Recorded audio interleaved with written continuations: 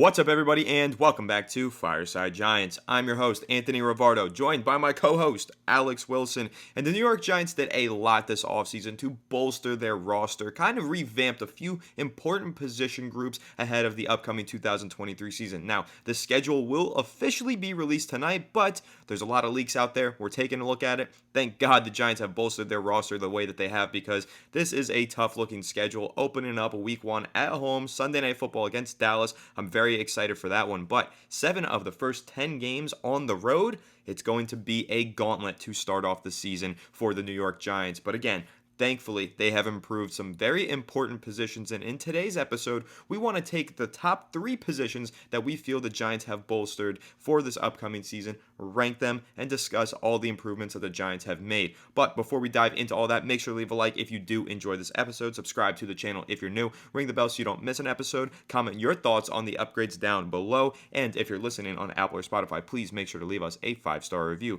But without further ado, Alex, how are you doing today, my friend? And what is your number one most improved position for the New York Giants this offseason? I'll tell you what, I'm doing great. You know, as you said, the schedule looks a little tough, and there's a lot of away games. There's a lot of really good opponents, but you know, I don't like to get overly scared or worried about the schedule, because every year teams take big steps backward or big steps forward. You know, you don't really know what's going to happen with the San Francisco 49ers. Obviously, a great roster, great coaching staff, but you know, Brock Purdy, like, does he come back and have a bad year? Like, who's their quarterback? Is Trey Lance going to get traded? You don't really know. Then of course you look over at teams like Miami, like Tua, he's like one concussion away from never playing football again. They may not even have a freaking quarterback by the second week of the season. So you like hopefully that doesn't happen. Of course, I want to make sure that I say that hopefully Tua stays healthy and does not have any more brain injuries, because that would be very bad for him. But then you look at all the other teams like Dallas. Like, who knows? Maybe Dak Prescott has a bad year. Maybe their running game isn't the same. Maybe their offensive line takes a step back. Maybe their defense takes a step back. So there are a lot of different like kind of, I guess, movable variables that are changing with every single team. Arizona and Kyler Murray's torn ACL. Like, are they going to be good? Is Geno Smith going to take a big step backward after his good season last year? You never know. So I think the Giants, I'm not going to come out and say like they're going to be facing elite teams every week. Like, teams go up and down. The Giants may get a lot better. They may get worse. Who knows? Hopefully it's a lot better. And one of the reasons I do think they're going to get a lot better is because they bolstered their defensive kind of alignment and unit pretty significantly. You know, we talked a lot about, you know, their run stopping prowess the last couple days. And while we are going to be ranking the top 3 positions that got, you know, major improvements this offseason, I want to start with the linebacker core, because that's my number one. And I think, Anthony, you have a different one than I do. But linebacker got a lot better because of Bobby Okereke. This is a true sideline-to-sideline talent when it comes to linebacker. Really good size, good athleticism. He's got all the things you really like in linebacker. And the reason I chose linebacker as the most improved position is because the difference between Bobby Okereke and Tay Crowder is immeasurable. You know what I mean? Like, you can't even look at Tay Crowder, who was our Mike, right? Tay Crowder started as our Mike linebacker, so that's the guy I'm using. They ended up dropping him midway through the season. I think he ends up with the Pittsburgh Steelers, if I'm not mistaken. But, you know, you're looking at, I mean, seriously, who knows? Like, if you're looking at Tay Crowder, the difference between Bobby Okereke is a backup, like legit, like average backup in Crowder, to an above average linebacker in Okereke. I think that is the difference. The margin there is quite significant. That improvement is major. The other 2 positions, tight end and cornerback, we're going to discuss. Anthony, like, I'll let you get your take here. Like, what is the number 1 ranking for you in terms of improvement? I think you had a slightly different one than I did, just for a kind of a relevant reason, like a similar reason, but definitely a big upgrade. Yeah, I mean, I don't necessarily disagree with you that linebacker is the biggest improvement, but I will say that tight end could be argued as the biggest improvement on the Giants roster, for the reason being that Darren Waller being acquired here via trade, I mean, if he turns out, if he is able to return to form and be the player that he was during his prime with the Las Vegas Raiders, formerly the Oakland Raiders when he was there, if he can return to becoming that player that he was in his prime, that's going to create wide receiver 1 production, which is something that the Giants have not had in a very, very long time. The last time the Giants had an elite tight end was Jeremy Shockey. That's a long while ago. I remember the days of Larry Donnell. Don't you all remember Larry Donnell, Mr. monster. Every time I catch the ball, I'm falling on my face. He just couldn't stay up. He just could not run with the ball. Every time it touched him, he's on the ground. So I remember those days, and I remember Evan Engram. And you know what? Giants fans, 2017, they said, we got to fix this position. The Giants went into the draft. They got themselves a tight end. He didn't pan out. He had his great moments, but he was never a dominant force. And now, last season, Daniel Bellinger, a great player. But Darren Waller, if he does return to form, far exceeds the expectations of Daniel Bellinger going into year two. And Darren Waller can legitimately replicate your wide receiver one production. From a tight end position, that is very rare. So in my opinion, when you're looking at the potential impact of each upgrade, I won't even try and discount the impact that the linebacker can have. I mean, the linebacker core that the Giants had last year was bar none the worst in football. But the tight end room has been up and coming. Daniel Bellinger did a great job last year as a rookie. Still had a lot of room for improvement. But when you take a look at what the Giants have in Darren Waller right now, that can be game-changing for their offense. I am dreaming of watching Darren Waller in this offense with Mike Kafka and Brian Dable coaching him, and I cannot wait to see that happen. Once that happens, I'm going to be so happy because I know that we're going to see some big-time plays. Danny Dimes to Darren Waller. I think that can be a very electric duo right there in the Giants offense. So when I'm looking at the upgrades on this Giants roster, the tight end spot just really stands out for me. Linebacker does as well, though, and I'll let you dive even further into the linebacker core, Alex. But I will say, Bobby Okereke far surpasses anything that the Giants have had there in probably about a decade. Same thing with the tight end position. I think that Okereke really allows Wink Martindale to bolster this run defense. And as we know, and as we discussed yesterday, the run defense for the Giants in 2022 was their kryptonite. That was their biggest weakness. But now you plug Bobby Okereke in there and some of the other improvements that they made on the defensive line, the Giants' run defense should be so much better than it was last year. It should not even be close. So I'm really excited about that. But Alex, when you're looking at tight end or linebacker, why do you feel that linebacker makes far more of an impact? And when you take a look at the tight end spot, how big of an impact do you think that improvement is going to make on the Giants offense? I mean, look, linebacker, I don't really know what's going to happen to LB2. It could be Darian Beavers, Micah McFadden. We don't have that much talent there, but I think there's upside, so I want to roll with them and see what we have. I think LB1, the Mike, and Okereke is head and shoulders above anything we've had. Tight end, Darren Waller is obviously head and shoulders above anything we've had in the past. I mean, his upside is WR1 production. We know this. We've discussed this. I mean, Daniel Bellinger, tremendous blocker. I do think that he has upside as a receiver, and we are going to see them kind of expand upon that. But Waller's upside as a receiver is head and shoulders better than Evan Engram, better than anyone that we've had for a very, very long time. But what do you think he brings to this offense in terms of just overall production that we don't have from the wide receiver position? Because his snap count, I imagine he's going to have a lot of opportunities on the boundary, in the slot, as a jumbo slot type of guy.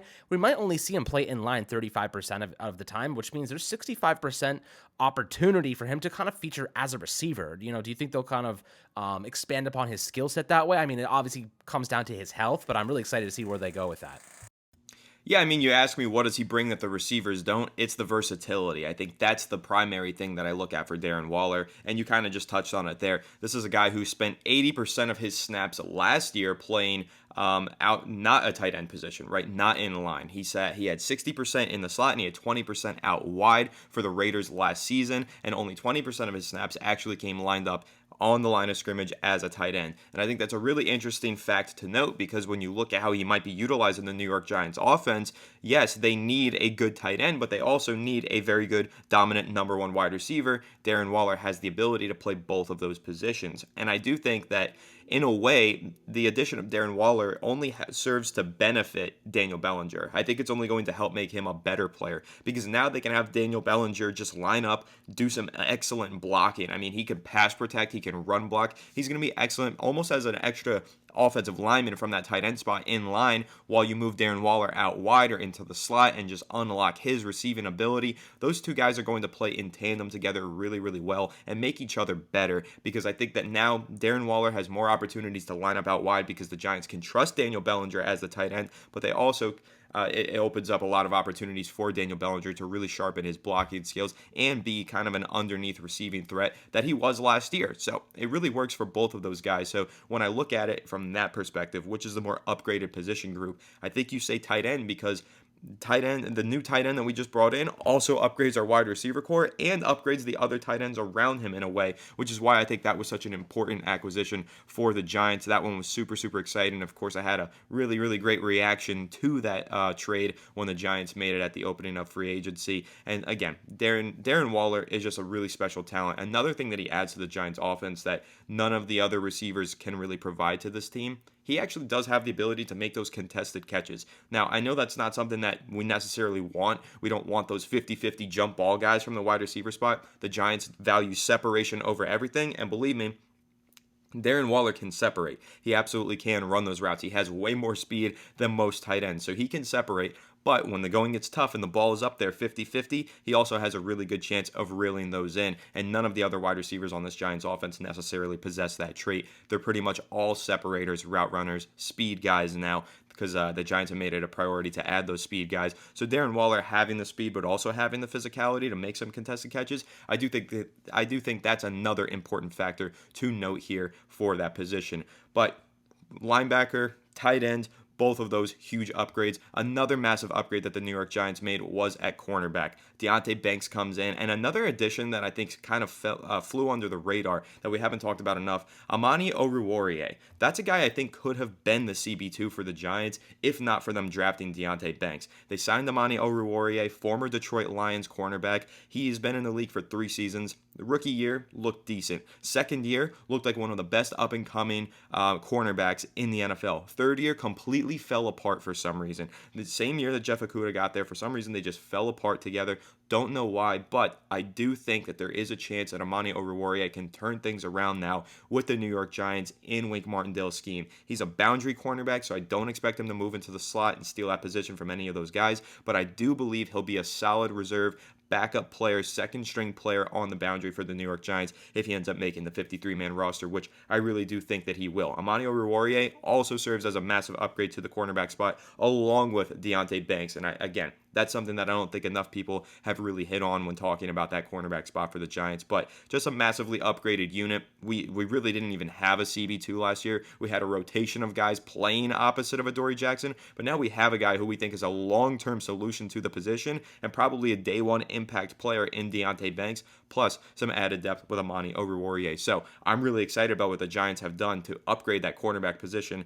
Alex, what are your thoughts on that spot? I know you're excited as well.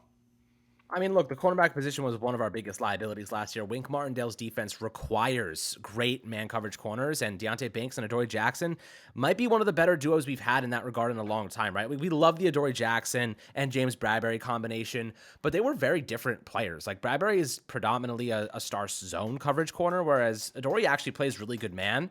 So I do love the strategy they're going with. Really good athletes, high levels of athleticism, really great grades in that respect, but also just fitting the scheme that Wink Martindale is trying to employ. But at the same time, Deonte Banks isn't only a man coverage guy. He can also play zone. Like, he's very, adept to transitioning to other styles of game. So if the Giants end up losing Wink at some point in the future, I have no qualms with him like transitioning to a different strategy and him adapting to a different style of defense. I think he'll be just fine. So I'm excited to kind of see how his game develops over time. I think Deonte Banks has high upside CB1 potential.